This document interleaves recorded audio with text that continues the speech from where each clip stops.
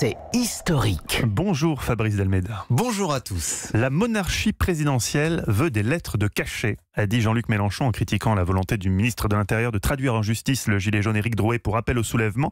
Mais c'était quoi au juste les lettres de cachet ? Les lettres de cachet, ce sont des ordres écrits, signés par le roi ou un de ses ministres, expédiés dans une enveloppe fermée et scellés avec le sceau privé du roi, ce que l'on appelait justement le cachet.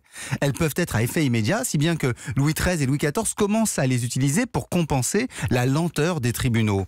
Les lettres de cachet ont servi à interner parfois des opposants comme Voltaire, mais c'était très rare. Plus souvent, elles étaient demandées par des familles pour arrêter un scandale, un délit, voire un parent bizarre comme le marquis de Sade.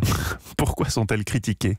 Déjà, avant la Révolution, elles sont le symbole de l'arbitraire royal. Le juriste Mirabeau a été leur plus grand adversaire. Contre elles, il rédige en 1778 un essai alors qu'il était enfermé à Vincennes, précisément à cause d'une lettre de cachet demandée par son père.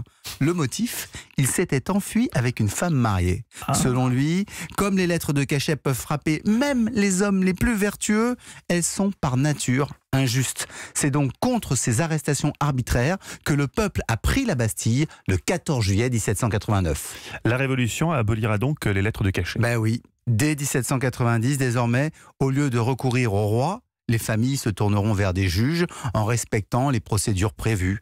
En dénonçant les lettres de cachet supposées d'Emmanuel Macron, Jean-Luc Mélenchon fait comme si aujourd'hui la justice était aux ordres du gouvernement.